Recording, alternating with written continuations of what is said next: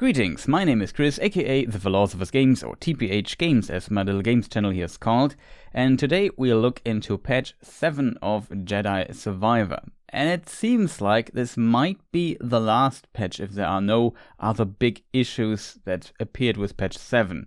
Because if we look into the patch notes of patch 7 and compare them to, for example, the patch notes of patch 6, there we notice a difference. In the older patch notes, we always had a section called "More patches are coming," and then it says, "We will continue to share timing for future patches once they become available." Now in the patch notes of patch 7, this is missing, and it just reads, "We've been hard at work on patches. As always, let us know if you run into any additional issues." So if there might be big additional issues, there could be another patch, but it seems like for now that's basically it. But let us very briefly look into my impressions of the patch. I spent round about 2.5 hours looking into the game and definitely took some time to see what has improved, what has not improved. I think one of the coolest things about patch 7 is that they actually added DLSS 3 support. You don't have to be worried that your RTX card might not support the new frame generation that is only supported by 40 series cards, because what DLSS 3 means is that it includes 3 things: the frame generation for the 40 series cards, and of course the upscaling that we know from DLSS 2. It is supported by RTX 20 and RTX 30 series cards. And there's also reflex that is available, I think, for all these cards as well. That is an input delay reduction mechanism. Interestingly, I could find no option to activate it in the options menu of Jedi Survivor. But here, for example, in Cyberpunk, you see this option. So you get to use the available DLSS features on your 20 series card and on your 30 series card, and all the features then on the 40 series card. The implementation of DLSS so far seems pretty decent, I have to admit, though you probably have noticed that Jedi Survivor has definitely some strange visual glitches here and there. For example, in some dark and tiny corners or edges, you sometimes see like some white flickering in these edges. If you move around, maybe a weird reflection thing is going on there. That you even see if you render this natively, and DLSS but also FSR kind of makes this a little bit stronger. Stuff like this doesn't change, but overall it seems the implementation of DLSS seems to be great. At least for the upscaling, I only have a 3080 in my system, so I can't test the frame generation. What I mean with good implementation is that, for example, around your character you don't see much or almost no ghosting. That are weird artifacts that are leftovers of the upscaling around the silhouette of your character when it moves very fast. Also other moving objects on the screen, of course. And there's also good news for all people who can't use DLSS. Obviously, DLSS always has better image quality because it's a more sophisticated solution versus FSR2, but even the ghosting in FSR2 was, in my opinion, a little bit or quite a bit reduced. So if you now have FSR2 on performance, you see the ghosting very little. You really have to look out for it or zoom in the image to actually see it, and that, in my opinion, is pretty great. What I notice is that at least the DLSS 2 part is missing the additional DLSS sharpening option, but yeah, that's kind of it, I think. So far, you still have visual glitches, unfortunately, in the game, like some shadow flickerings here and there that can appear, and then sometimes it fixes itself throughout the game. Don't ask me, I first thought it was a problem with DLSS, but that's definitely not the case. I also had it on FSR and without FSR, so it's just really strange. What I can also say is that if you turn off upscaling completely, that now the image quality is on native rendering is crisp. So previously it was like it looked a little bit unsharp at times if you rendered natively, and actually activating FSR on quality or something, so on the lowest setting, actually improved the image quality for whatever reason. I don't know why. This is now fixed, it seems. Another weird visual glitch that appears in the game and was also in the game previously was if you have turned off ray tracing and you get close to water, then some strange things can happen with a screen space reflection in the water. Like around the silhouette of your character of Cal Kestis, the reflection are not calculated correctly and it looks like very strange. I'm not sure if this is a problem with my game, with my setup, with my settings, but I had this previously and it's only fixed on my system if I turn on ray tracing. So I don't know why this isn't fixed. Did they only test their game improvements with ray tracing in mind? I have no idea. It seems very strange to me. I even tried restarting the game with ray tracing, deactivated DLSS or FSR off, on, back and forth. I tried many things. I could not fix it. It always appears if ray tracing is not activated, the screen space reflection around the character are kind of butchered. To be fair, there is not that much water in the game that you walk through, but it happens from time to time and then it becomes very noticeable. Then there are also some other classic visual glitches like objects popping in if you move forward. I guess on an open world game this always can happen. There's also the classic that if you move certain distance away from an object, then suddenly the lighting for this object changes and it looks kind of strange. But whatever, it's not a big deal in my opinion. But let us talk about performance, which is, in my opinion, a huge complex topic and it's kind of difficult to cover because there's so many different problems when it comes to performance in the game. We have these stutters that appear in the game, mostly shader compilation stutters and area transition stutters. So if you leave one area and enter another one, even though it doesn't look like you do that, suddenly the game has to load stuff in and then you have a weird little stutter. That happens in a lot of Unreal Engine 4 games and it's very common, unfortunately, for games using this engine, especially if they have a more open world like Jedi Survivor. And here I have to admit, with patch 7 it feels like the area transition stutters got a little bit shorter. They are still there and you notice them, but they feel less annoying than before, but they are not completely gone. So if you hope for a perfectly smooth experience, it's not that. It's still present pretty much at the same places where they appeared before, which is a bit unfortunate. There are definitely improvements though in this area. Another big topic is of course frame rate and tied to that frame pacing. Like the frame rate was all over the place in the release version. As a result, the frame pacing was at times also pretty terrible. But this got better. The original reason for this is a bit difficult to describe, but it was basically that the game was terrible at utilizing your CPU to its full potential and also as a result bottlenecking then your GPU, or sometimes also not utilizing both to its full potential. So that means you basically were looking at your frame rate and it had trouble staying at 40 FPS and you wondered, okay, what's going on? Then maybe you lowered your graphics settings, maybe even the resolution, and noticed it was still the same frame rate as before. Then you checked your GPU load and noticed, okay, it's sitting at, 30%. Why is it not just using more power to give me more frames? And this was definitely a very present problem in the release version. With the first patch, this got better, and over time, this improved further and further, I have to admit. And patch 7 definitely gave some further improvements. But you still see some leftovers of this. Some areas, even on patch 7 in the game, feel simply like there's a target frame rate for this area. No matter what you do in the graphics settings, it will always kind of keep on this or target this frame rate, no matter what the load on your GPU or CPU is. So if you increase, for example, the resolution to 4K, suddenly the game is able to utilize 99% of your GPU, and also your processor load goes up, and you still get the same frame rate, even though you just increased the resolution drastically in this regard.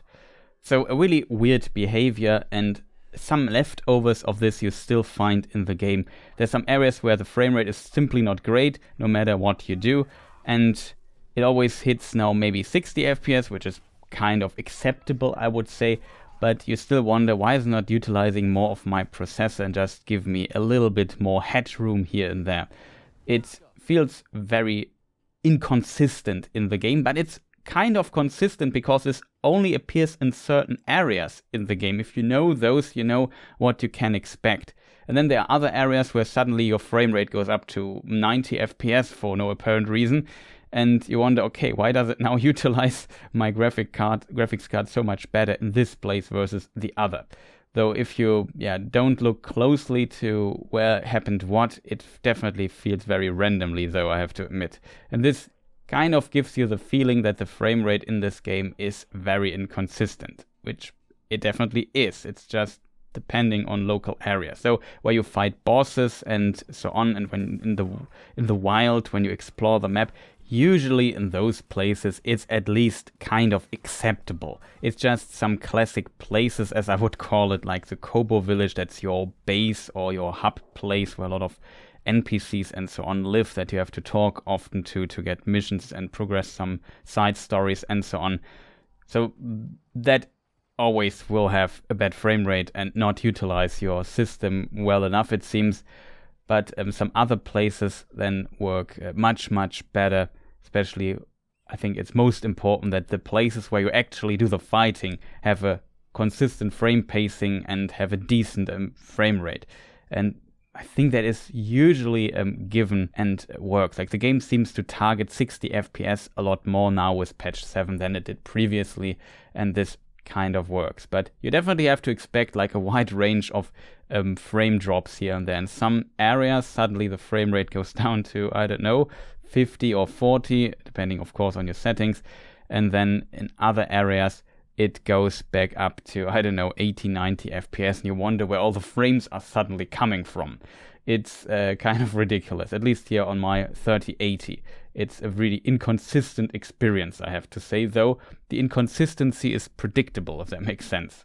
What I also noticed is that if you turn off ray tracing, you now get really good performances in the game. So maybe that is also an option, but then you have the annoying screen space reflection problem that the game has. So there's always a downside to something. I would even say the graphical fidelity in the game without ray tracing is decent enough as well. So it looks still pretty good, but you definitely get much better and a much smoother frame rate if you turn off ray tracing in the game. Just you have to live with some visual glitches, it seems. Another big issue of the game were, of course, game crashes. And if you're not aware, if the game crashes, you have to do everything you did after you last rested at a meditation point.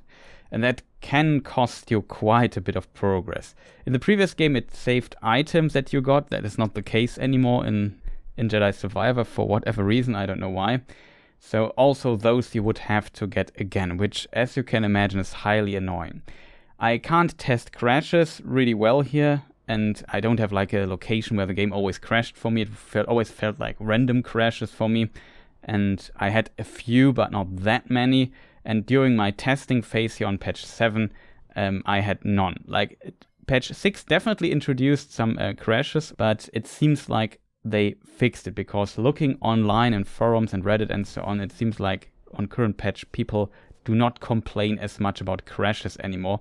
So that seems for me to be an indicator that it got better. And they also mentioned fixing various crashes in their patch notes. So as a result, I would assume it definitely has gotten better with Jedi Survivor and game crashes, which I think is very good news. Then there were some other annoying in-game bugs, like, for example, achievements being bugged. Some people on Steam reported this. I had this issue never myself, so I can't really comment on that, but it seems this issue is still kind of present. At least somebody who unlocked an achievement did not get it later. For me it was, though, at some points I also got an achievement and it just got it much, much later.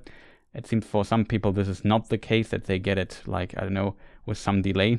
Very strange and very annoying. There's like side missions, like bounty missions that were bugged. I couldn't complete them. That was fixed in the last patch 6, and it was further patched, like some edge case was patched in the hotfix 6.5, as I would call it. So that definitely should have solved the problem. Then there was also the weird issue that when a certain enemy killed you in the release version, you drop where you died your experience points, and you then can pick them up. But there was an issue where it maybe the experience points spawned below the map or wherever, and you couldn't reach them anymore. Even though they were shown on the map, you couldn't pick them up anymore. And then this way I lost like 3 skill points, which was very annoying. This was fixed several patches ago, but it seems in patch 7 there is a note that there was another special case where this could happen, and this is now also fixed. So I guess that's good news here, because that's also a very annoying bug. Another very annoying bug for me personally testing this using different resolutions, there is still the UI bug that you can't confirm resolution changes with your keyboard. And now I think it got even more annoying, because depending on how you entered the menu or what input device you use for the menu, it doesn't work. So my recommendation is just do everything with a controller that works very consistently, or you have to do everything with a mouse. But as soon as you use a keyboard, you can't confirm this button and have to wait till the counter goes down to 0, changes the resolution back, then you have to close the menu. It's absolutely terrible, and it worked in the release version flawlessly. Now, my conclusion is basically the same as last time. It's still not in a perfect state, though it got much better. And I guess just if you want to play it, get it from Steam and maybe refund it if you have played less than 2 hours. That's potentially your best option. Just see for yourself how well it runs, how annoying some issues might be for you. If you have any crashes, that should be a red flag for you, and try it out this way. It's very difficult because these problems seem to be very individual. You could be very lucky and everything works flawlessly. You could also be very unlucky and have a terrible time with lots of performance issues and crashes and other bugs. It is very unfortunate, because the game, besides these technical issues, is really a fantastic one. But it's definitely held back by its problems, and though it got much better, and I think patch 7 is definitely a huge improvement, it's still not a perfectly smooth experience, at least with ray tracing. Without ray tracing, I would say it runs pretty well performance-wise right now. Though here you have the downside of potentially seeing some visual glitches here and there, which can also be a bit annoying, and ray tracing might fix those, but therefore the performance is much worse. I hope you found this video remotely useful. If so, maybe press the like button or leave a comment and tell me what you think about the game. Especially tell me if you have crashes or other problems, especially on patch 7, so that other users watching this video might check the comment section here as well and maybe see some useful information there. Also, if you want to see more gaming content on this channel, maybe hit also the subscribe button, would be much appreciated. Now, I might stream a bit of Starfield on Twitch and look there into potentially technical issues and the game itself. Very curious about that. Also, sorry for the lazy editing this time. I was kind of in a hurry making this video here. So, again, thank you people for watching. Shoutouts to all my supporters, and see you people next time. Goodbye.